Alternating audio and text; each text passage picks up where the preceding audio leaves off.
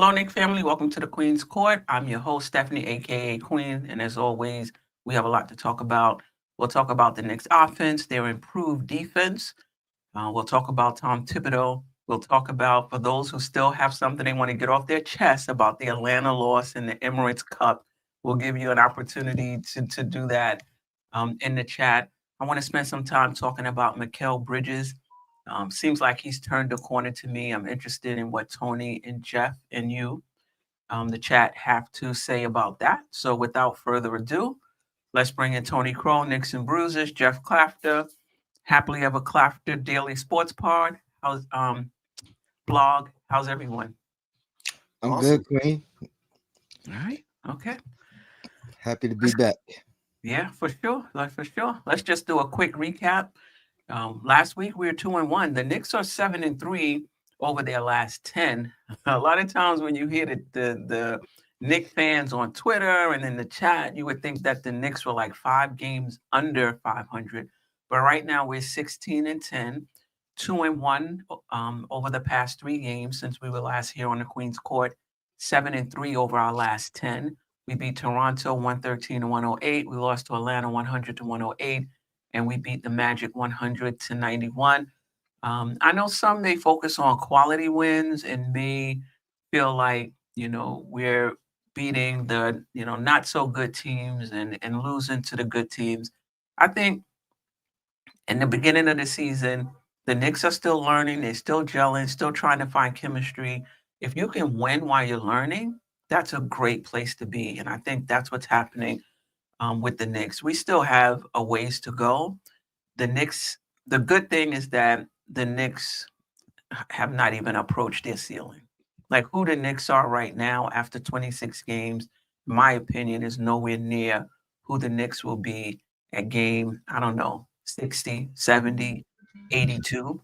And as well as the offense is played, I don't think the offense is at its ceiling as well. All right, weekly stat leader, Jalen Brunson, 21.7. He led us in points with 21.7. He also had 8 assists, shot 43.5% from the field, 45.5% from the three-point line, and only 68.2% from the free throw line. The Knicks just have not had a good free throw shooting week. Karl Anthony Towns led us in rebounds, 18.7, and that is not a typo. 18.7 rebounds over the past week. He also chipped in 21.7 points on splits of 48.8, 35.7, and that should be 77.3. And then Mikal Bridges. I was trying to, see who was the all-around stat leader. Josh Hart could have been here as well. But Mikal Bridges, 19.7 points, 2.7 rebounds, 2 assists. But when you look at his shooting splits, 59.5 from the field, 43.8 from three. The 100 from the free throw line is kind of like, I think he took like one shot or something, or something like that. And this is where the Knicks are right now in the Eastern Conference. They're third behind Cleveland at 22-4 and Boston at 21.5. The Knicks are 16.10 percentage points ahead of the Orlando Magic. So let's just start with, what have you noticed? First, we'll do offense, we'll do defense, we'll do any player that stood out, and then we'll also do anything about coaching that stood out for you over these last 3 games. Again, Toronto, Atlanta, Orlando. Tony, let's just start with offense. What stood out for you offensively with the Knicks?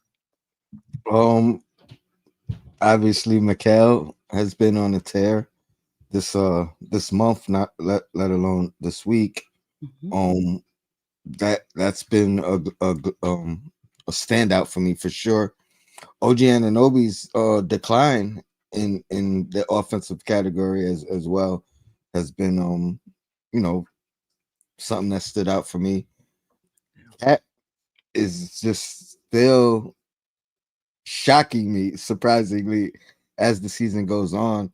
Um, I said this to Sim the other night. Like we worried about losing, the toughness of the team with the acquisition of Cat, and he seems to be our toughest guy. You know what I mean? He's out there fighting for boards. You know what I mean? Like you want a big man to do. He's out there, you know what I mean, getting in scuffles and you know, showing that grit, that toughness. So it's just ironic how he's been our toughest guy, in my opinion. But we were worried in a sense of the toughness and identity of our toughness when we made the trade. Yeah. Yeah, for sure. Geoff, anything stood out for you offensively this week? Well, it's kind of ironic that we've been doing a hand wringing all season about the defense, but we've scored exactly 100 points in each of the last 2 games. And you know, part of that is, you know, in the Atlanta game, we shot the ball terribly. And I think in the Orlando game, it was a function of turnovers as much as it was anything. So I'd really like to see against Minnesota, we protect the ball much better because we don't offensive rebound like we used to. And it just seems like teams are switching up our script from the last couple of seasons and using that to compete with us, even if they're less talented. And so new team is going to have a little bit of a new identity with this crew. It's taken some time to kind of get into focus, and it kind of feels like OG and Bridges are on a teeter-totter. You know, one's on one side and one's on the other. When it goes up, the other one goes down. Right. So hopefully as they develop more chemistry, we can at least maybe keep it more level, or, you know, preferably have them both up at the same time rather than have one of them suffer. But I guess part of that is just a function of number of shots taken. Like I think, in other words, if Bridges has it going, OG's going to get less shots just by very nature, and vice versa, because they're kind of interchangeable in what they do in a lot of ways. I mean, their games are different. Obviously, Mikal is so skilled on the inside the arc. That's what continues to impress me about his game. He's kind of old school.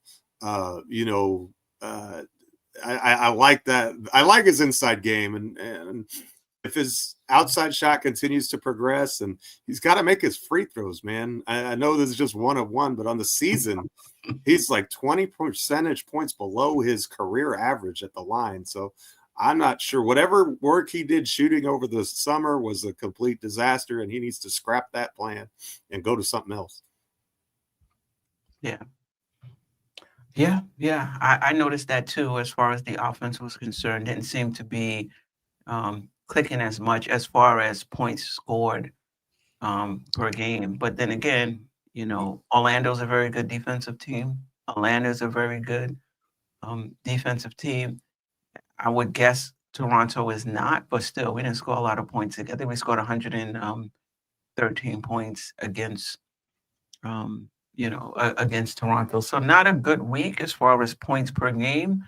But the Knicks were able to pull it out 2-1.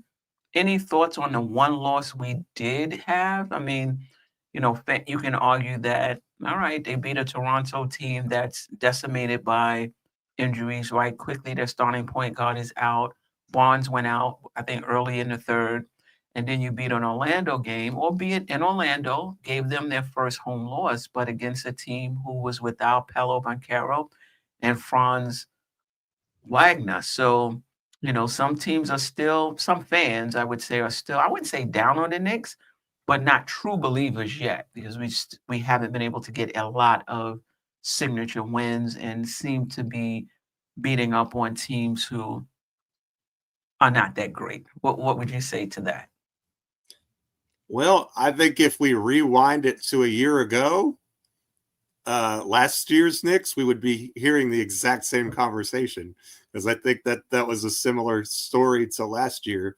And not dismissing it, it certainly has validity, but you know, a sign of a good team is to take care of business against the teams that you are supposed to beat.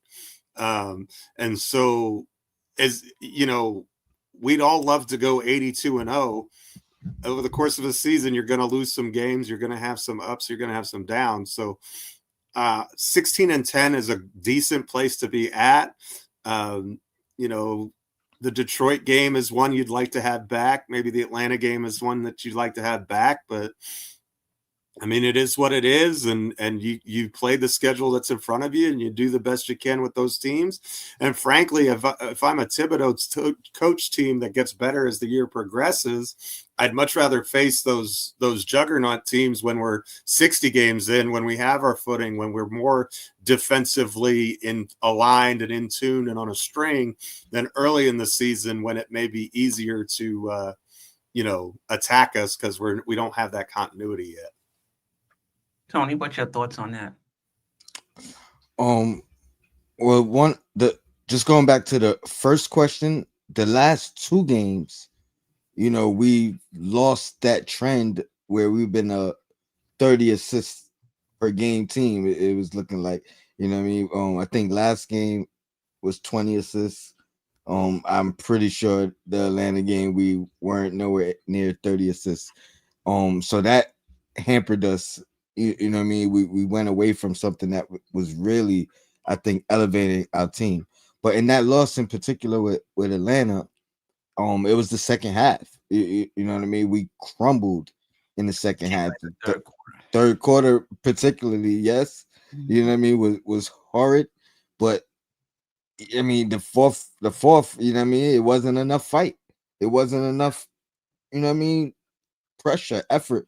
It was almost like when they lost that third quarter the way they lost, they thought they lost the game already.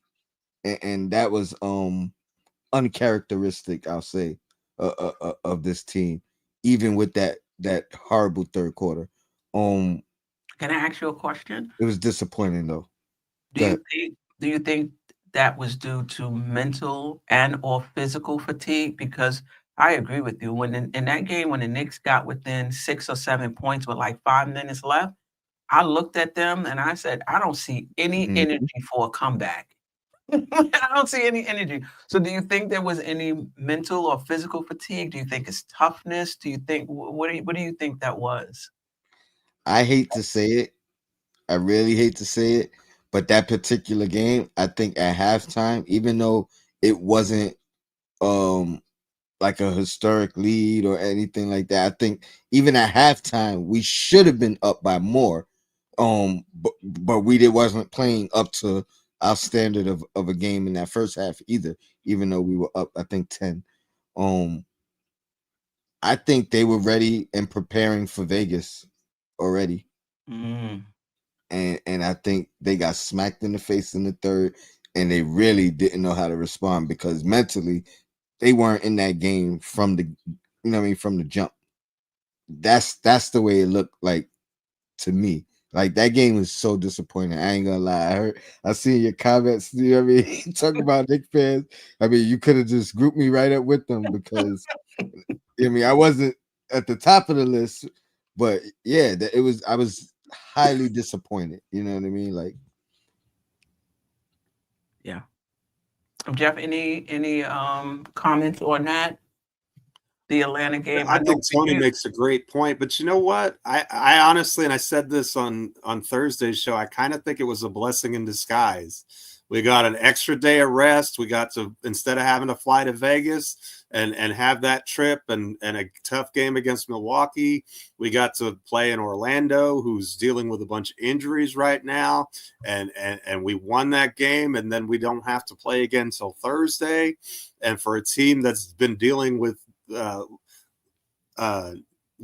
ticky-tack injuries, I think that the rest is going to do us good. So I was disappointed, but at the same time, I thought maybe it'll work out for the best, even if certainly that night it didn't feel like the best.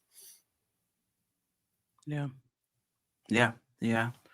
for sure. I was disappointed as well. But I wasn't more disappointed because it was the Emirates Cup. I was just disappointed that we lost. But Queen, I'm sorry. I almost bet money on the game. Mm-hmm. I'm so glad I didn't. But my boss called me that day. Hey, you want to come in and close? And I was like, no, because I was gonna watch the game. That whole shift would have been straight overtime. So that was another reason why I was even more tight. Yeah. The next day, I was a little taken aback. Not that Knick fans as a whole that we were disappointed over the loss, but the level of disappointment.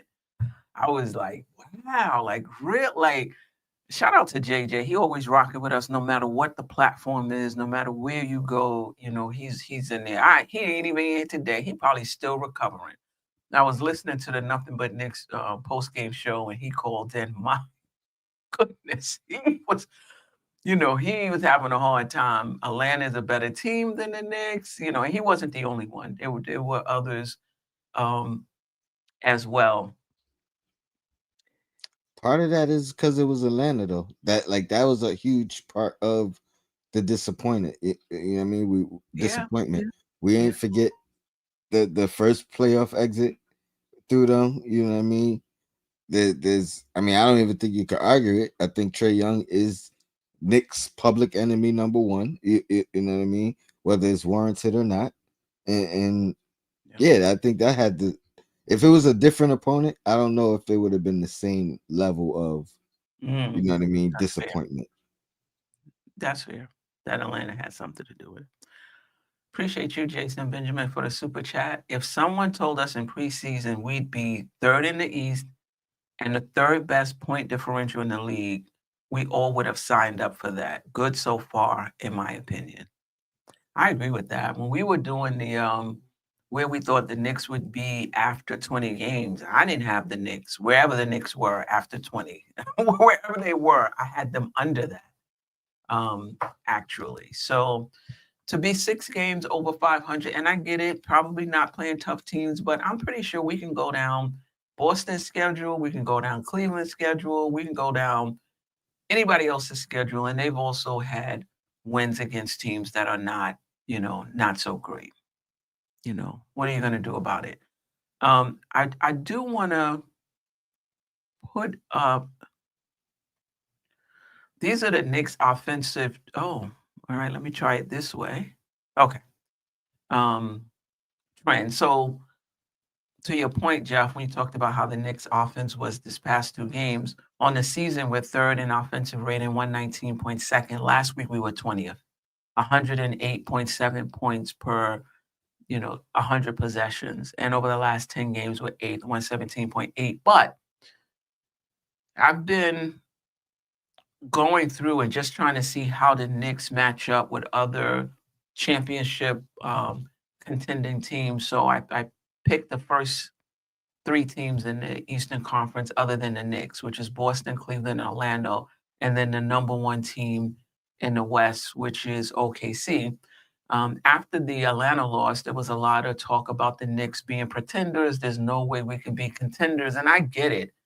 If you're watching the Knicks in a box, you're like, there's no way this team is going anywhere. But when you look at the other teams, they're up and down in different categories, um, you know, as well. So as far as the offense, we all know the Knicks match up with anybody. As far as field goal percentage, as far as true shooting percentage, as far as 3-point percentage, free throw percentage, even as far as assists per 100 possession. And I will get into the defensive part next, which is going to be a little surprising too.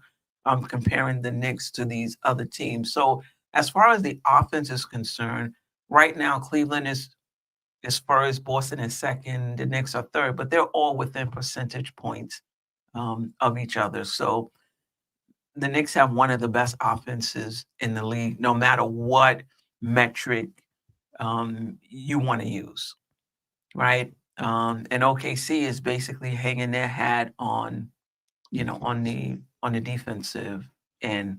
We'll get to that. But before we move on to defense and Jason Benjamin's second super chat, appreciate you, Jason Benjamin. Anything here stick out to you, or this is pretty much what you expected as far as the Knicks compared to the other top teams? I Three-point like shooting percentage is pretty interesting. I'm curious if we look at the volume for the teams of how many of those shots they get up, because I really feel like a lot of what the Knicks are doing on offense is sustainable.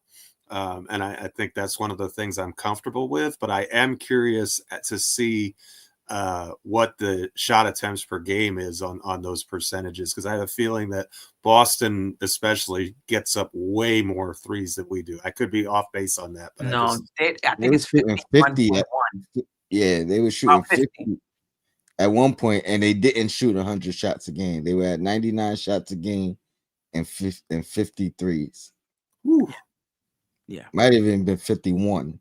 Yeah. I think it's 51 right now. Yeah. Yeah. No doubt about it.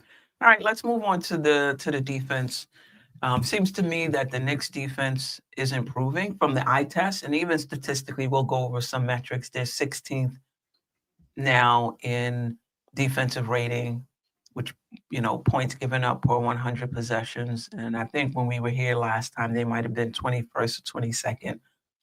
What are you seeing over the past week and just in general about the Knicks defense? Do you see that as well? That it's improving or not quite? I think this week, maybe or I'd say the last 2 weeks, I probably visually could notice the biggest improvement. Mhm. But we've been week by week, whether it's on my show or on Sim show, we kind of been monitoring, where we at defensively, and the trend has been up. I mentioned it earlier on Knicks and Bruises. We were at 26 at one point. You know what I mean? Then 19. You know what I mean? Now we at 16.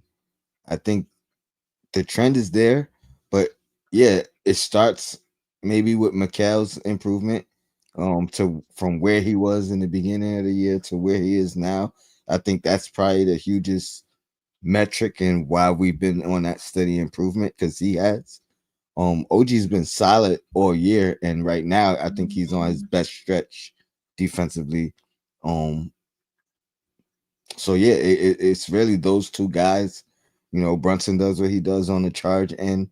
You know what I mean? So that's what I call like pitching in, if you will, because he's not stellar in that department, and obviously Deuce does what he does. Like we've seen offensive, defensive substitutions from Tibbs, where he's bringing Deuce in and sitting Brunson on a key play down the stretch. So I think all those things. So the coaching's been better. I think the defense has been a steady improvement. But yeah, visually last week, I think I've noticed it the most. Yeah, I would agree with you. Aunt McQueen says even the Atlanta game, the Hawks went on a 27-8 run and finished with just 108 points. Yeah, I didn't think defense was an issue. Now, I'm not saying they weren't bad possessions in that game, defensive possessions, but I don't think defense was the issue in the Atlanta game. Geoff, what are you seeing defensively? Well, personally, I think it has a lot to do with personnel. I noticed that in the last game against Orlando, we played 8 guys, and your bench was Precious, it was Campaign, and it was Deuce. Campaign is a pretty good point of attack defender, and Precious is not a bad defender, and we know Deuce can play defense as well. So I think that and the injection of them with any intermingling of 2 starters, which is what you have all the time when you're only playing 8 guys, lends itself to better overall team defense. I mean, you have more plus defenders on the floor. And remember, we missed Campaign for a little bit. Precious is just getting back and getting routed into shape. And Deuce missed a lot of time too. I mean, he had his issues with injury earlier this year. So, I don't ever like to make excuses, but it just seems like they're better set up to succeed defensively. And I don't want to take away from guys like Sims and Huck Porty, but those 2 guys have flashes, but it seems like they're more apt to get lost on a possession or 2, especially when you're talking about, a bunch of switches and those sorts of things. Whereas I think when you have guys like Payne and Achiuwa, they're more able, just from veteran standpoint and basketball IQ standpoint. I think they're more able to deal with that in a positive light, and so I think that's where you're seeing the uptick defensively. You're muted, Queen. I agree with you, Geoff. And to Tony's point, Mikal Bridges' defense is better. His screen navigation is better. He's staying with guys better. Even when they get past him, he's using his length to stay within reach until he's able to, even when he's picked off, I should say. He's using his length and his arms to kind of stay in the picture until he's able to get back into play. So there's a noticeable difference in Mikal Bridges on that end. And I agree, with you as far as Precious is concerned.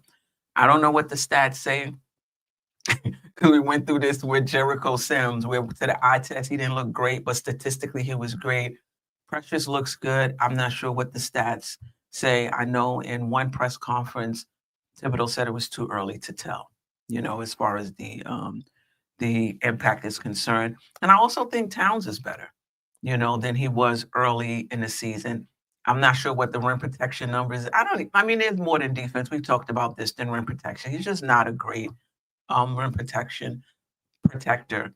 But I think his defense has been better. His man-to-man defense, some block shots, some what do you call it? Less dropping, more blitzing. I think that's more of a scheme, a scheme thing. And he's just more assertive on the defensive side, and particularly down the stretch.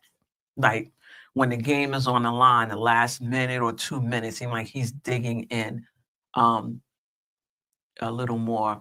I do want to get to Jason Benjamin's comment before I forget. This is going back to the Atlanta game. Also, Atlanta is a bad matchup for us, in my opinion. They are long, athletic, and young. We struggle with those kind of teams. Don't want to play them first round, in my opinion. Yeah, I don't disagree. I don't disagree with that. I do want to put up the defense. Anything else before I put up the defensive trends and we talk about that? All right. All right. So these are the defensive trends. Right now the Knicks are 16th in defensive rating. And I went with rebounding percentage over total rebounds because pace, number of shots up, all of those could impact total rebounds. But percentages, what are the percentage of total rebounds the Knicks get in a game? And they get 50.6% of them. Defensive rebounding, they haul in 71.5% of the available defensive rebounds. Boston is 5th, and the difference is 1 rebound. Right? Cleveland is 15th. Orlando is 2nd. OKC is 29th. And again, I'm just comparing the Knicks to other teams that are in the running for, championship contenders. Opponent field goal percentage, the Knicks are 13th. Boston is 11th. Cleveland is 8th. Orlando is 12th. OKC is 1st. Opponent three-point percentage, 17th. Cleveland is 23rd. Orlando is 18th. OKC again 1st. And this is where and then opponent points in the paint, the Knicks are 13th. But this is where I was pretty surprised. Opponent fast break points, the Knicks are 5th. Limiting teams to 13.2 points, so their transition defense is good. Opponent second chance points. I know we talk about how many offensive rebounds they give up, particularly in that. Was it the Atlanta game when they gave up 22? Or was that another game? Atlanta. But I think they only gave up 14 second chance points, though. And on the season, they're 5th. They give up 12.5 second chance points per game. And opponent points off turnovers, they're 3rd. They give up 14. Well, first of all, the Knicks don't turn the ball over a lot, so there aren't a lot of opportunities to get points anyway. But they're 14.2 in terms of points, limiting the opposing team's points off turnovers. Is there anything here that surprises you?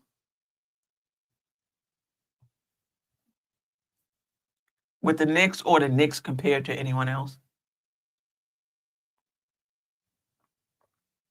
I mean, not necessarily a surprise, but just it looks like we should be where we are, right there with Boston, right there with Cleveland.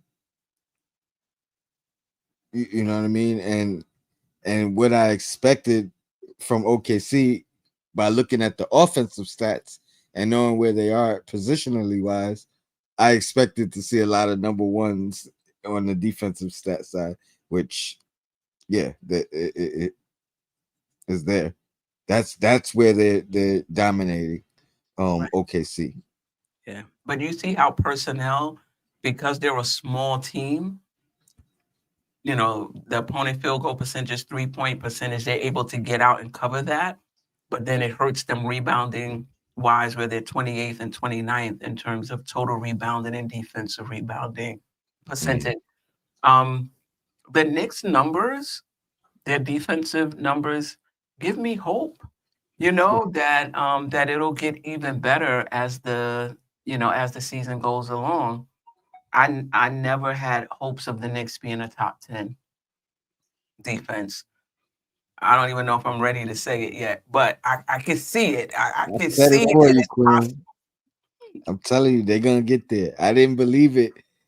I didn't believe it, but I believe it now. Like just seeing the incline and then seeing the percentage differences for the teams that are ranked above us defensively.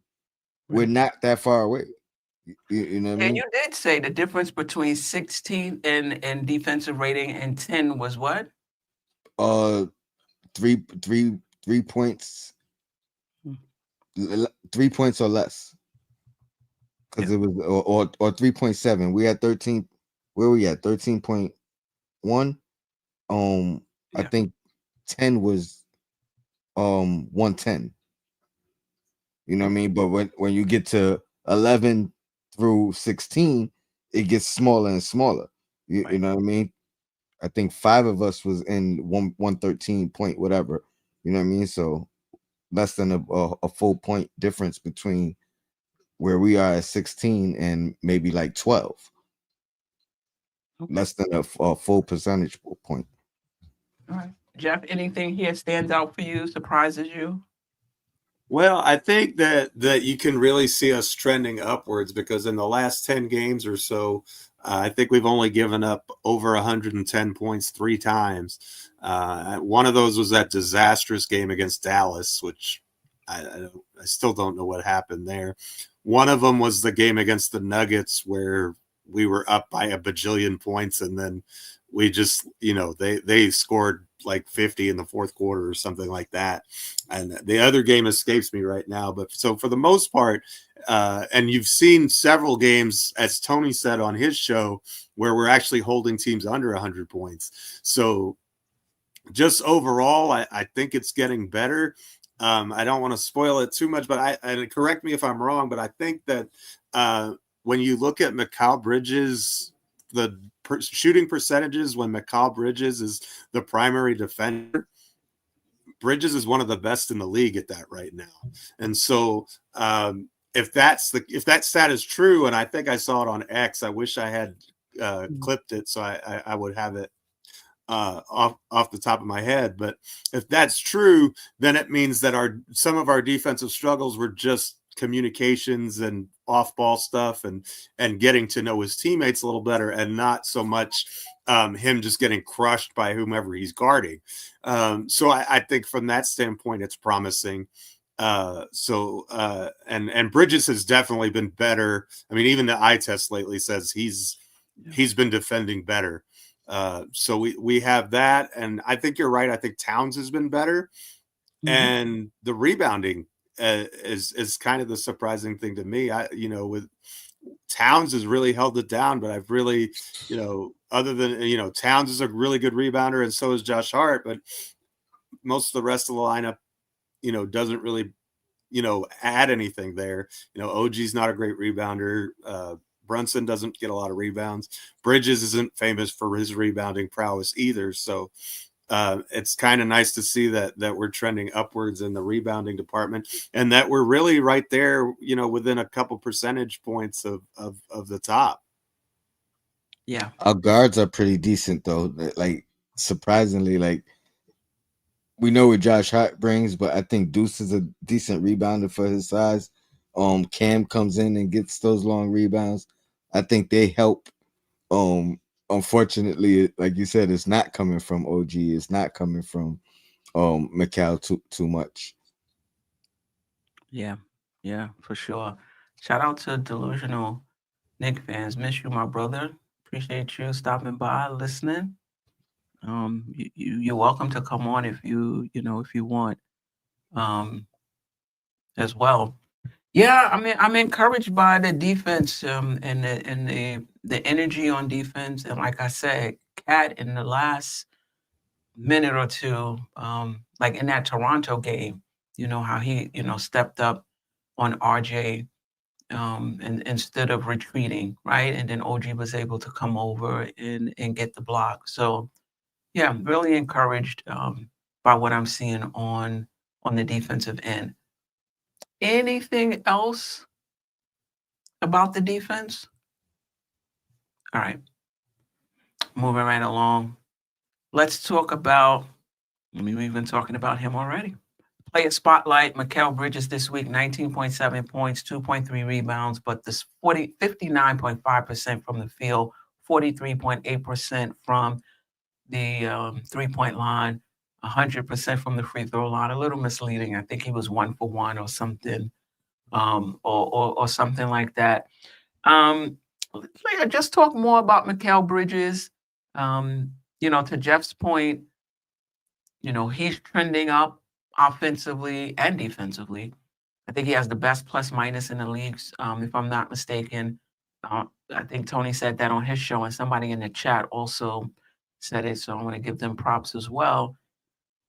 It seems like he's trending up. OG's trending down on the offensive end. What are you seeing from Mikal Bridges? Does it make a difference whether he's our third leading scorer over OG? Wherever you want to go with the Mikal Bridges conversation. Tony, take it away. Then Geoff. You're muted, Tone. Pardon me. Appreciate it. It's funny because for about 2 weeks, you know what I mean, when OG was on his tear, Sim kept bringing up like, oh man, I think he's gonna be the third best guy, you know what I mean? But I stood on the fact that I feel like it is, and shout out to you, Geoff, because you mentioned the seesaw, you know what I mean, the teeter-totter or whatever. But I told him I feel like it's gonna be back and forth between them all year. I think ultimately both guys will probably be closer to 20 points per game when it's all said and done. But I think it is gonna go back and forth. I do want to see them both on that level at the same time, though. And that again, that goes to just something for this team to aspire for. That's just showing us that we haven't seen our best performance overall yet. You know what I mean? Like we got to see them both do it at the same time. But Mikal's been great. Best plus minus in the league. He's up there with another stat right there with him and Joker as the only two averaging like 20 points and having these type of splits. So it's great to see. What I really like to see though, you notice he's more comfortable as of late as well. You know what I mean? So I think they go hand in hand. Last night in particular, not just him, but the Knicks overall, they kind of had like a bravado about them that they really haven't showcased. Coming off of the dice rolling with Trae Young, I think it was only right that they came out with a little bit more flair.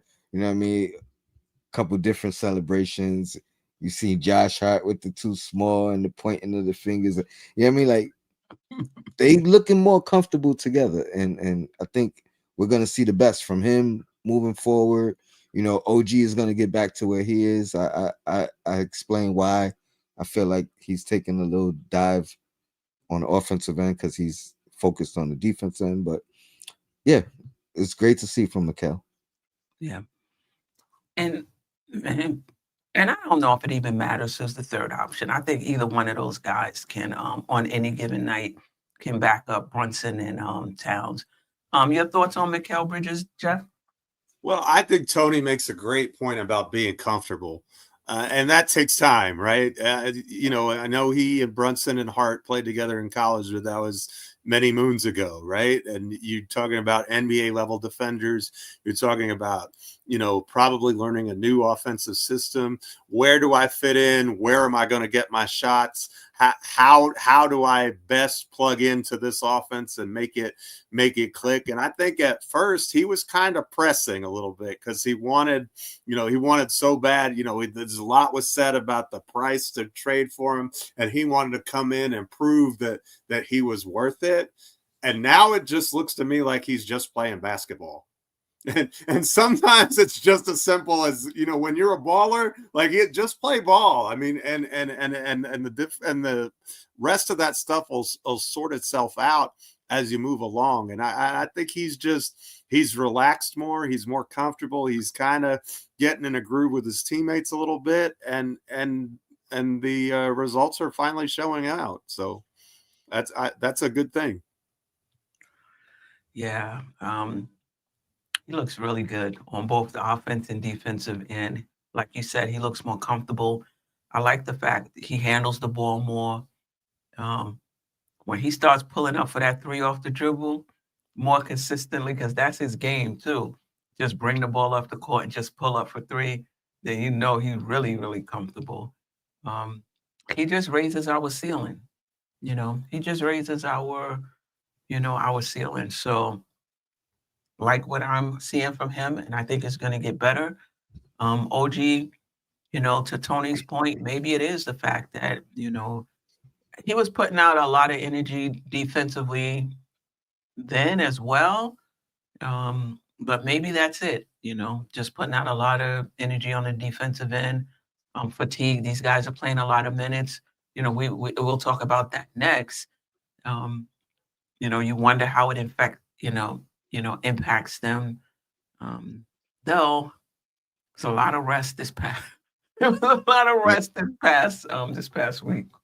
I'm less worried about who is the third guy definitively than I am about if Brunson or Cat is down or out or having a bad game, who can step into the second guy or first guy. You know what I mean? Like Yeah. I think that's more important.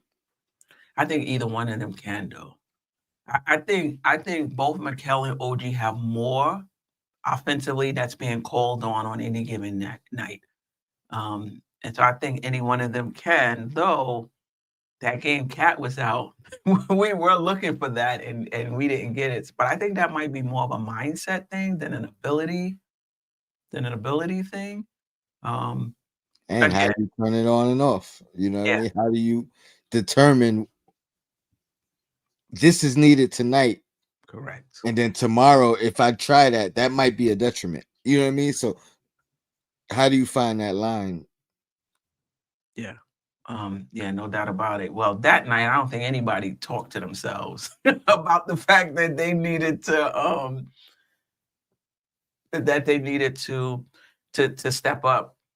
I want to talk about Precious Achiuwa. 4.3 points, 5.3 rebounds, 1 steal, 1.3 blocks. What have you seen from him and his return? How do you think that's going to help?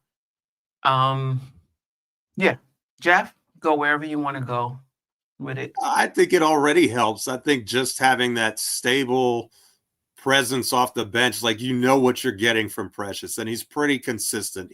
I think he has a much higher floor than either Huck Porty or Sims, and so just that having that higher floor and that level of consistency, even though Sims is statistically done really well, and Huck Porty has these highs where you're just like, whoa, this kid could really be good. Precious is just kind of that steady Eddie. You know what I mean? You know what you're going to get from him. You can rely on it. And I also think he's just really switchable. And that is something that's really good for this team. And that's if he's in the lineup with Cat or without him. You know, he and OG Anunoby have a great team chemistry from their Toronto days. So I think that really helps us as well. And also, it's just another body. I mean, you know, when just having a guy who you can rely upon for 15 minutes a night helps all those other guys in front of him, you know, and not it just makes the another body rotations a little though. bit more crisp, but it does all of those things, you know. And that's one of the things, just to go back to, and then this just thought came to my head, so I apologize. But one of the things with Mikal that should be a sign is he has his coach's trust. Nobody plays more minutes than Bridges does. And I think that's a testament that say that Thibodeau believes in what he's seeing out on the floor from Mikal, even if we as fans aren't necessarily. But I think the return of Precious getting back to the slide has been good. I don't think we need a whole lot more than that out of him, to be honest. I think he's filling his role well. And you know, it's not spectacular, but he's your backup 4/5. I don't know that he's got to be spectacular as much as he's got to be consistent. 1 steal and 1.3 blocks. And I don't know, Limited 12 minutes a too. game he plays. I think that's I mean, that's pretty good. Um, I just wanted to add, it's not just another body out there, it's another body that Tibbs trusts. So that makes a world of a difference. You know what I mean? You spoke to the trust that Tibbs has with Mikal, but yeah, it's a guy that he trusts with Precious. I know Queen, you mentioned on my show, you know, he's not gonna get all these minutes per se, but we know if he needs to, Tibbs trusts him to give it to him and play him. You know what I mean? 38 minutes if Tibbs feels like I need him to do that. yeah, You can't say that about these you know, younger guys and guys that Tibbs is let who haven't earned it and made it into Tibbs circle yet. You know what I mean? But yeah. yeah, I think he's doing everything that he can so far. But I also think we're gonna get more from him. We're gonna get more from him as he gets reacclimated. Because I don't think he's even where he was where he was looking in the preseason. Yeah, I'm not sure he's in basketball shape yet. It's crazy how that sounds, but it takes guys, especially bigger guys, it feels like it takes them a while to get lathered up and in the flow after they've been out for a considerable period of time, because you can do cardio, you can do all kinds of things, but nothing replaces playing in actual games. And it takes it takes a little bit longer to especially for big men to reacclimate to the game, I think. Yeah, and to both of your point, the minutes he's playing now, I think this is just part of the ramp up. Like, I don't think he's a 12-minute or 14 or 16-minute a game guy. I think this is just part of the ramp up. I think as time goes along, he's going to get even more minutes. To your point, Tony, Tibbs does trust him. He's played entire games before. He started, 16, 17, I believe it was 18 games for us last season. He really trusts Precious Achiuwa. He's switchable. Um, yeah, I mean, you get him and OG and Mikal and Hart and McBride. You have you know, McBride. He's kind of small, but still, you can still do a lot of switching with that, you know, with that lineup. So yeah, I'm glad that he's back. And we got word today. I didn't check it, but we got word today that Shamet is back and he's playing in the Westchester Knicks game tonight. So if that's the case, it may just be a matter of time. Can somebody confirm it? I think it's true. They say he was Shout playing. out to Dio. That was Yeah, Dio, right? yeah, yeah, Yeah, yeah, yeah. He ain't giving out no fake news. yeah. That's true. That you know, he might be back tomorrow. You know, that definitely improves our bench. We don't get a lot of height though. I think he's 6'4". I don't remember what his size is, but whatever it is, he was taller than I thought he was. So even if it might be 6'5", and that was what surprised me, right. but you know what I mean. I think he's taller than I remember what I thought he was. So Yeah. And in the preseason, Thibodeau was running with a 3 guard lineup. So if he trusts Shamet, and we'll see. And I think he does. The bottom they didn't sign Matt Ryan to a guaranteed contract. He hasn't played since he's been here. They drafted Shamet. They've been keeping an eye on him. So he trusts him. That could mean less minutes for now, a Bridges or a Hart. Um, yeah. Anything else about Precious before we talk a little bit more? Oh, kind of like that. Yeah. What do we think about that? I did this by mistake, actually. I like it. I You just like had to I just had to center myself because Yeah, I know how agree. Sim gets. But yeah, it looked clean. Yeah, I like it. I like it. Um, I want to talk about Thibodeau. And just is there anything about his coaching that stood out for you over the past week or the season? And then I also want to talk about the let's start with the rotations. Let's just start with the rotations. Um, I think we're down to 8. It may go up tonight to 9 with Shamit, but at this point it's 8. When Precious came back, Sims was basically out of the rotation. And I kind of get that. Yeah, I don't think you can go with 9 with both Sims and Precious unless you're going to play them together. But what's your thoughts on the rotation and the criticism of not playing the rookies, wearing these guys out this early in the season? Geoff went first the last time, right? If I'm not mistaken. So Tony will go with you, and then Geoff will get to you. Well, to me, I think Tibbs wants to win these games, right? Again, I said this earlier. We haven't been blowing teams out. When we did blow teams out, you know what happened? 9 minutes of garbage time for whoever wanted to play, whoever these guys wanted to see. You know what I mean? But for the most part, we've been scraping through some of these wins was we had to crawl and scrape to get to them. You know what I mean? Whether it was a fully assembled roster or not. I think Tibbs is trying to set the standard, get the most out of the guys that he's going to be utilizing the most, and everybody else is going to get in when they need it or when the opportunity is available for them.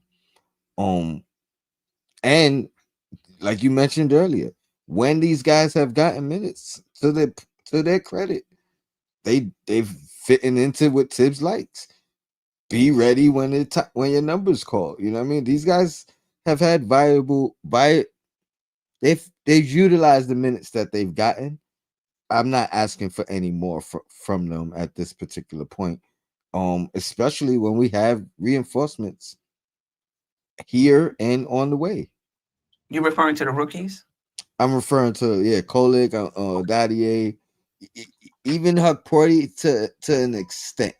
Because if anybody, if I was making an argument the most for anybody so far this year, it would have been Hukporty. It has been Hukporty. You know what I mean? Like you said earlier, we couldn't really see the defensive metrics that Sims was bringing in strictly from the eye test, right? It wasn't like jumping out the screen. Hukporty's mobility, activity, you know what I mean? Even if he's not productive, I thought those were strengths that we could have utilized, especially with the offense that we've assembled, you know what I mean, with Cat and everything else. But I mean, if there's an argument for anybody, it might be Hukporty. But again, that was before the defensive numbers came out on Sims. And then if that's what Tibbs is relying on, I can't argue that. I can't argue against that. Yeah, yeah. Shout out to Jan from the Knicks Cave, who was with us on the last show, Knicks and Bruises, who was a real advocate of playing the rookies, just to try to get them ready for the playoffs in case we have to use them. Geoff, your thoughts on just the rotations? I'm not going to criticize it too much. I almost kind of feel like I'd like to see Daddy A little more, because I feel like that's kind of the he's got the size. He's showed he's got some defensive chops to him a little bit. And so I kind of feel like that infusion might, especially when we were shorthanded, might have been productive. But I can understand, not having a trust in a rookie. But I really feel like that's where Landry Shamet might come into play, because if Landry Shamet can buy 4 extra minutes of rest for Josh Hart, or 4 extra minutes of rest for Mikal Bridges, or one of these other guys, just I think that helps us in the long run. And I think it's pretty clear that he's just a solid vet. He can shoot the ball. He's going to fit in really well, I think, with what we do. And I think he's gonna get injected pretty quickly, and I think he'll prove his quality. I think you saw that in the preseason. He and Campaign even worked together pretty well, I thought. Any concern, Geoff, about the fact that Landry Shamet would be playing small forward and there's already height issues? Well, there's at least among the fan. Well, I mean, it's true. I wouldn't say height issues. We're not a tall team.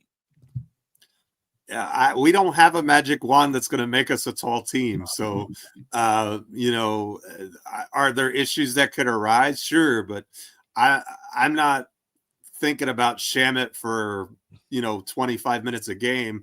I'm more thinking an Obi Toppin shift. You know what I mean? Just, 3 minutes at the beginning of a quarter, or, you know what I mean? Just to steal a little bit of rest for guys. And I, if he's not there and he doesn't have it, then you can go back to 8 guys. I don't think an 8-person rotation is egregious like in the NBA. Like I personally I don't have a problem with it, but maybe maybe the science says otherwise. I don't know, but in this Eastern Conference, you need to win as many games as you can win. We're 16-10, but down to 6th place Atlanta is only like 3 games, so you gotta win every game you can win, and that's the way you gotta coach. I don't have a problem with that. This, if we're supposed to have these expectations, then part of that and parcel of having those expectations is playing the veteran guys, in my opinion. Yeah, I mean, I would be okay with, him buying minutes for guys, they could be maybe a little fresher down the stretch. In that Atlanta game, when they just didn't seem to have the energy to mount a comeback, how much of that was physical fatigue? How much of that was mental fatigue? How much of that was shock? I don't know. They just looked like they got punched in the mouth, and they didn't really know, what to do. Maybe going 9 would help. One thing about Tibbs is he's been very consistent in terms of how he understands rookies' roles on the team. And that hasn't changed. It just hasn't. However, if somebody is out and they're the next person up, the next player up, they play. Porty, that's been the case. He played. Kolick, that's been the case. He played. But in terms of leaning on them and he's just not one of those coaches, and he's entitled to his philosophy, and because he's gonna go down with it. You're gonna go down, with your philosophy. So As you should. as you should. As you should. You don't want to, get fired and doing something that you didn't feel, you didn't feel comfortable with, and that's not you. Um, I'm pretty sure the front office is scouring the league, trying to see how they can get some more bench help. Um, I don't think Shamit would be enough. But that being said, how many spots do you have? Shamit brings the rotation to 9. He's not And we, playing a 10-man rotation.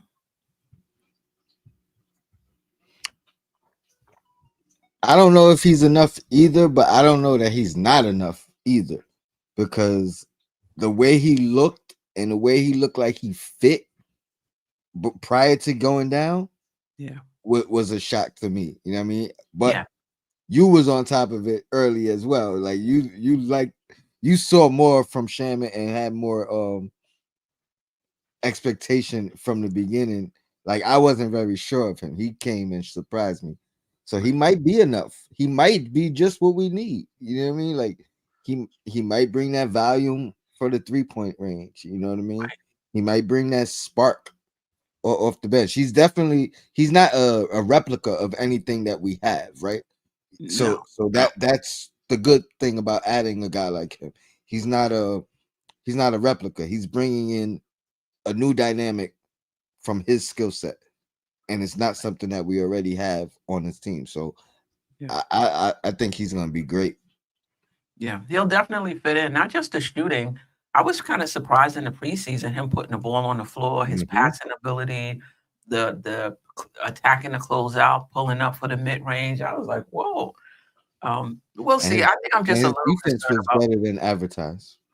the defense was better than advertised in the preseason. I guess I'm just a little concerned about uh, him playing small forward in the second unit. We'll see. And we have 2 roster spots or 1. I'm not sure. That's a good I'm question. pretty sure we have 2. Okay. Well, I'm curious if we can make a deal to shed a little bit of salary if TJ Warren doesn't make an appearance, and that may be your answer at small forward, because that dude has been absolutely killing it in the G That's League. what I was gonna ask you, Geoff. Because you mentioned Dadier, and honestly, I like Dadier, but he's for the future and he's locked down. I mean, under contract. I like what I see from not only Warren but Okiki. Both of those guys have been balling in the G League. And both of them, have more of a veteran presence. Obviously, one more than the other, but both have more experience than Dadier. So I wouldn't mind either one of them getting a look. But then again, would you say, Queen? We at 9. We at 10. Like, how many rotational guys are actually going to be utilized? My concern, I think, with Warren is the 3-point shooting. Like, I think that his lack of a consistent 3-point shot kind of, I don't know how he fits in with the ethos of what this Knicks team is. It seems like pretty much everybody we have on the floor is a pretty good shooter, with a possible exception of Josh Hart, but maybe he's like Josh Hart light. I don't know, because he kind of can do similar things that Hart can do. I don't know. I don't know. I think TJ Warren is interesting. I'll just say that. I think we got to shed some salary though in order to Definitely have to. Correct. bring him on without going over the second apron. I think if we wait later on in the season, then his salary is prorated, and then it'll be easier to get him in. I think if we want to get both him and Okiki, we're going to have to move somebody. There's been reports that teams are interested in Jericho Sims. If you're able to move that contract, that would definitely help. Yep. Well, if the deal is moving Sims to bring in Warren, I'm sign me up today. I think that makes us better. I think that gives us depth in areas where we need it. I don't know that there's a lot that Sims does that Hukporti couldn't do and can't do. So I think he's redundant at this point, and I don't think Warren is nearly as redundant. And I see the value in Warren because he can give guys who are extended more minutes a little bit of a rest in small minutes, even if he's the ninth guy and not Landry Shamet, which I'm not saying I'm necessarily advocating for that. I think Shamet showed in the preseason that he kind of deserves the right to play, but I like to have that versatility with two guys that I'm comfortable with, as opposed to unknowns. Geoff, were you questioning Okiki as a shooter or Warren? Warren, I didn't know that how good a 3-point shooter he was. I think he's a decent, you know what I mean, 36%. Oh, is You know it what I mean? that high? I thought he was closer to 32 or 33. So Had that's my bad. better years as well. And that's where I don't know which way I would go, because I think Okiki defensively would fit in perfectly with this roster, and his three has improved. You know what I mean? But historically, he's not a great 3-point shooter. Right. But both of those two guys, but he's probably a better defender than Warren. You know what I'm saying? So, and younger. So I'm like, I'm torn. I wouldn't mind either one of them, honestly, to try to get a look. But I'm torn if I had to choose between the two, because even them two guys kind of bring different things. And I would put Okiki as more of a Josh Hart type. Can you imagine if we was able to pull it off and Shamet, all three of them, Shamet, Okiki, and TJ Warren was on the bench? We would definitely have to lose either Deuce or Payne, unfortunately. You think so? If they're all being utilized, absolutely. Oh, okay. Yeah, I would think that one would be situational. Because I still think Payne behind Brunson is necessary. Deuce is playing very well I agree. this season.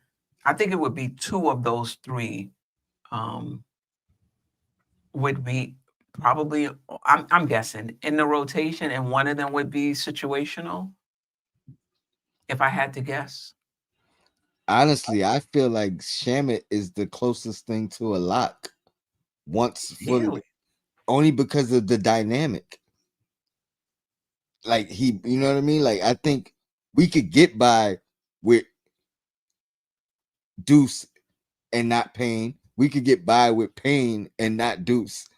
You know what I mean? Because even though they're different play styles, I think they kind of bring the same dynamic. Shamet is almost like, that was a huge blow, us losing him for so long, because we don't have anybody. And again, shout out to Josh. He was on it early in the preseason. We don't have a volume 3-point shooter. You know what I mean? That is his threat. Now, we have good 3-point shooters, Deuce being one of them, and Payne being one of them. Right. I don't want Payne to be a value 3-point shooter. Right. I like him taking him at the pace he takes him. Right. You know what I mean? And Deuce, that has yet to really be his role. You know what I mean? Like, he's kind of like methodic in it, Right. catch and shoot. So I think he because of the dynamic, he's the lock out of everybody, because Really? we don't have that. And you you look at how it could be utilized. You know what I mean? He's pretty much could be utilized in the confine of any other 4 guys on the floor. You know what I mean? Where other guys, you kind of have to pick and choose. Let me ask you, why would you think he is a more of a volume 3-point shooter over Deuce, who's shooting it at a good percentage? Is it Again, more that Deuce is more off the dribble as opposed to of the catch and shoot? again, yeah, I'm going back to Josh's point, because I was having the same argument with him. Granted, he wasn't referencing Shaman at the time. He was just talking about what we need. Right. But yeah, it's the way he shoot it, catch, you know what I mean, like running off of screens and you know what I mean, shooting off the move. Kind of the same thing that we lost with DiVincenzo. You know what I mean? And he fills that void. Right.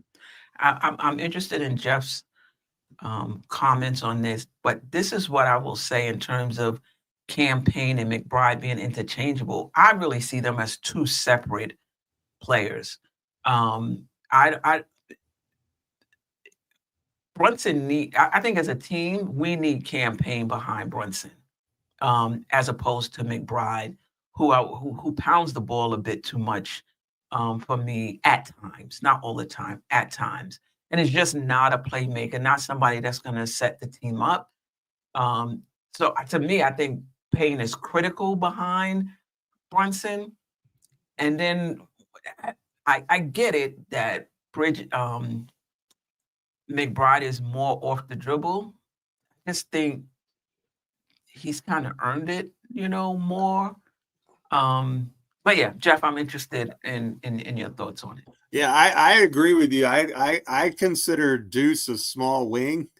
And really with his wingspan and length, he's not really that small a wing. He's just short, at 6'2". So you don't really want him guarding the bigger guys, I guess. But he's to me is just a good shooting 3-and-D wing, whereas Campaign is a legitimate floor general. Like he can do so many things, and I love his point of attack defense too.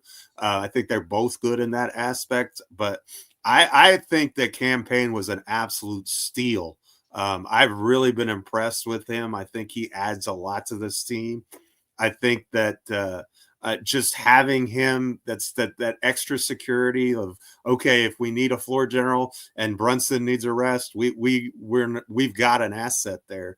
And I also think that these other guys that we've been talking about are kind of like that savings account that has no fees to it. You know what I mean? And you can just stash stuff away there, and then, I need it. Well, I can just pull money to this other account, and I don't have to worry about being penalized for it. And I think that's what these guys like Shamet and Warren and Okeke can be for this team, is just veteran guys who we don't have to rely on them, but if the situation arises where you need them, you're in good hands. It's like an insurance policy, I guess. Luke Skywalker visions. I appreciate what the Shaman really showed during the preseason. Yeah, we'll talk about that. No, Geoff. I see Shaman as a little more than that, and little more than an insurance piece, particularly for this bench. We only have 8 players on the bench. We need one more. Um, I think Shaman. I think he's gonna. I think he's gonna be that ninth guy when he returns. Just when you think about what the Knicks have done to keep him in the organization after the injury leads me to believe that they really believe in him and really trust him. That's it. Drafting him in the G, trading up in the G League so they can have the first 2 picks to get both Ryan and him leads me to believe that Thibodeau is high on him and that he might have a bigger role than we expect. TJ Warren and Okeke have the size that we need, but to your point, Geoff, they might be more situational guys, though they have the size that we need. Anyway, to Luke Skywalker's question, what does Shamet really show during the preseason? Geoff, we'll start with you. At least I just think he's a good 3-point shooter. I think he's a good 3-point shooter. I think he meshes well with the guys that we have. I think he and Campaign showed a little bit of court chemistry together. I just think Landry Shamet's a good basketball player. I think his major problems with Shamet has been injuries, hasn't it? I mean, he's just a guy who hasn't been able to stay healthy. But when he's on the floor, he's been good throughout his career. So, was it one thing in preseason that said, oh, this is it, this is the guy? And I don't think that there was that moment. I just, he's a guy who hits the 3 at a high clip. And he's not a bad defender. He's got a little bit of dribble drive to his game. And I think those are things this team could use. Tony, what did you see during the preseason? That he's more than just a shooter. His shooting is his defined his defined skill set, but that's what I was expecting. Just a shooter. Okay, we got a shooter. He'll be situational. He's shown that he could put the ball on the floor. He can handle the ball. He can create. He can play make. Like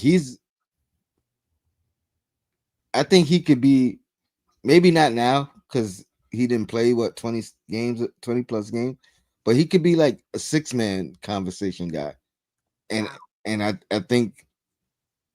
think he's shown that to me. Like, he surprised me. I wasn't expecting. I thought he wouldn't even make the team, honestly. But he showed me a lot. He's He more than actually just a played. shooter. Yeah, he actually played point guard. Was that in college? Well, he played point guard. I Yeah, mean, college. is it possible he backs up Brunson and McBride is the two, and Payne becomes situational? He would have to come out like game busters, given how Payne has played, um, up to this point. And when I was comparing, I know Payne is a better true point guard than Deuce McBride. That wasn't my argument. And I was just saying the defensive skill set. You know what I mean? I think we have enough guys that if Cam wasn't there and Deuce was playing, we talked about Mikal playing in that second unit. We had, you know what I mean? Shamit's potential to handle the ball. So I think we have enough guys to make up for that. Now, if we're saying we need a backup point guard, I would pick Cam definitely over Deuce in that one role. But Right. I get what you're saying. He could still play his role and somebody else could be the primary. Okay. Ball handler. All right. This is our games this week. We play Minnesota Thursday at Minnesota. I'm really looking forward to that game. Knicks got 3 days off, right? Monday, Tuesday, Wednesday. yeah, Good for them. And then they had what, two or three games 2 extra days. days, I should say, after the Atlanta game. One game in a 7-day stretch. Wow. All right. And then Saturday we had New Orleans, who's not playing well right now. They're last in the Western Conference. I think they have 5 wins. The Timberwolves are 7th in the Western Conference, if I'm not mistaken, at 14, 14 and 11. What's your keys for? You could do it for the Minnesota game specifically, or for the week, Geoff. Well, Minnesota's won 6 out of their last 7, so they really have come on of late. They're really starting to play well. It's almost like it takes a little bit to infuse new starters into your lineup, and it takes maybe 25 games or so. I don't know. Maybe I'm crazy, but I do think that Anthony Edwards is a Knick killer, and I think he's going to do a great job against us. I think that you're going to see the best out of Randall, which is dangerous. You're going to see the best out of DiVincenzo, and he hasn't been very good this year for the most part. So Yeah. I think Minnesota's going to be a really tough game the way that they've been playing. And then, I'm going to say 1-1, but, because I think if we do beat Minnesota, I could see us having a letdown in New Orleans. And if we lose to Minnesota, I don't think we'll have back-to-back bad performances. So I think either way, we'll probably split. But I'm actually really looking forward to this Minnesota game just because I think this is the first time that we're playing a team that kind of is whole and ready to go and is a competitive, has a contender roster on assembled. And so I think it's going to be really interesting to see how the Knicks respond. How are we able to handle the challenges that they represent and present? And so I'm really looking forward to the Timberwolves game. You and I both. First off, let me start off with that's December 19th. That is my birthday, my date of birth, my born date. So we need to win that game. I done maneuvered my whole schedule at work this week so I can have that day off and preparation for this game, this is the biggest game of the year for me. Not just Happy because of born my day, birthday. Tony. That's got to be the present then. We can't I wait. Come on, Knickerbockers. I appreciate it. I need them to give me a present. But yeah, not just because it's my birthday, but the opponent, like you said, Geoff, this is probably, other than game one of the year, the best opponent that we faced, without missing stars and all the implications of the trade. Yeah, this is the one for me. This is the one for me. I'm actually glad that it's not at MSG, to be honest. Even though if it was, I'd be trying to go. Um, but yeah, this is the one. This, you're gonna have people saying the outcome of this game determines who won the trade. I think that's a little crazy to be putting all that on this one game, but yeah, this is gonna be appreciated, Geraldine. This is gonna be a good one. Hopefully, I think we win it though, not just because it's my birthday, but because we not at the Garden. I think we're gonna win it. I know we haven't been great on the road, but I think Cat has a message to send. I'm more worried about Dante breaking out than I am about Randall. He's been steady all year. I think he still has a good game. But other than that, I think we get this one. We gotta get it. We need it. We in the third seed. We gotta keep it. Queen, I think you're muted if you're talking. To your point, Dante hasn't had a good season at all. He gonna be on point. He gonna be on point Thursday. I can tell you that. And Randall is much more efficient from the field. I believe from the 3-point line. I think he's 20 points, 8 rebounds, 4 assists. So he's down a little bit in terms of the counting stats, but much more efficient this year, less turnovers as well. He'll be ready. I do want the Knicks. There's going to be a lot of energy in that building. But I do want the Knicks to not get distracted and not try to prove anything and just kind of come out and just, game plan discipline. I am worried though. I am worried about rebounding. With Randall being the rebounder that we know who he is, and Gobert. You know what I mean? We're gonna really need more than Cat. You know what I mean? If Cat is facing one of them, I think he could win the battle. Yeah. We can't expect him to single-handedly out rebound both of those guys. So somebody's gonna have to make a conscious effort, particularly against Gobert and Randall, to box one of them out and let it be a one-on-one rebounding battle with Cat. Then I'll take my chances. But if he got concerned about Naz Reid, honestly, I think that Towns can handle Gobert. I think he does well with guys who aren't very mobile, and I think he can rebound over the Stifle Tower. But Naz Reid, I think, could be a problem, and Randall against OG. I mean, I just think Randall is going to terrorize the Knicks on Thursday. I just have this feeling. How when sometimes as the Knick, he would just have those games where he made like 5 threes in the first quarter, and it looked like he was going to drop. He gonna treat us like Dallas. That's what you're saying. Randall first, but I think Nas is going to be dangerous. I think he's a wild card. But I'm saying Randall's going to treat us like he did when he was here playing against Dallas. Yes. Yeah. Believe it or not, the Knicks are a better rebounding team than Minnesota. They're a better rebounding team in terms of total rebound percentage, defensive rebound percentage, and even offensive rebound percentage. Not by much, but total rebound percentage, the Knicks are 14th, Minnie is 19th. Defensive rebounding percentage is close. Knicks are 12th, they're 13th. And offensive rebounding percentage, the Knicks are 20, and Minnie is 21st.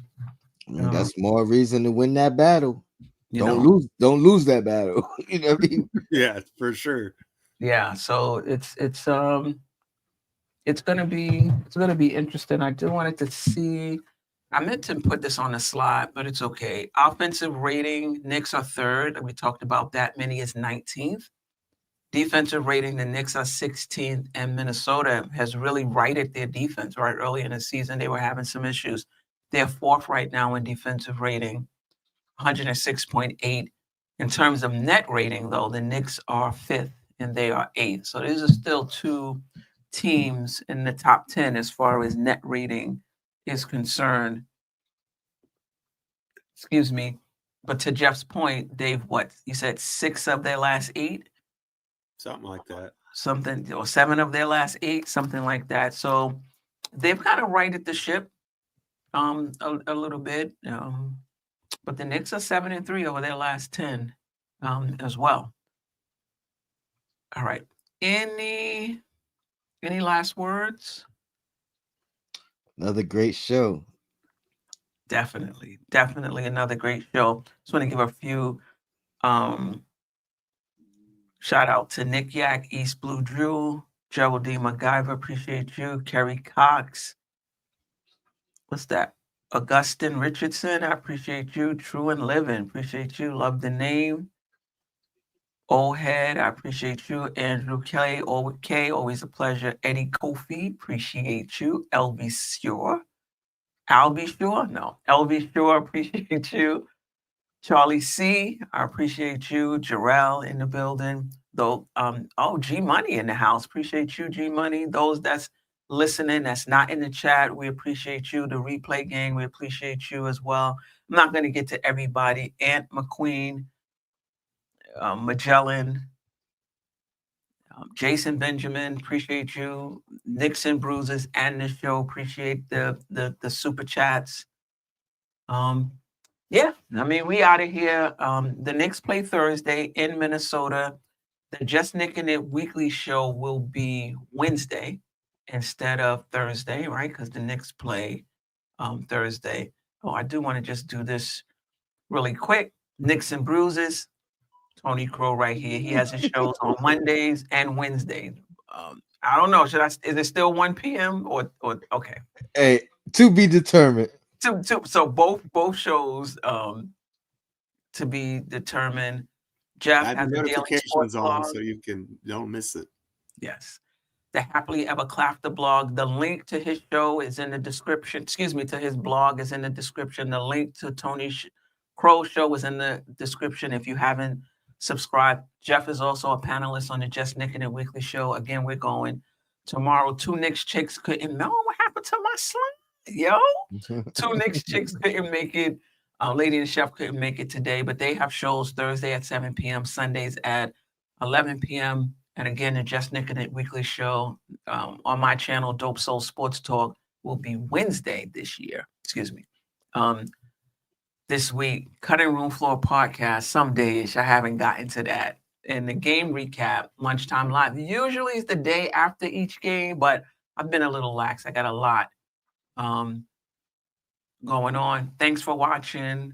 We definitely appreciate you all. Until next time. Shout out to Simi and Russell. Appreciate you.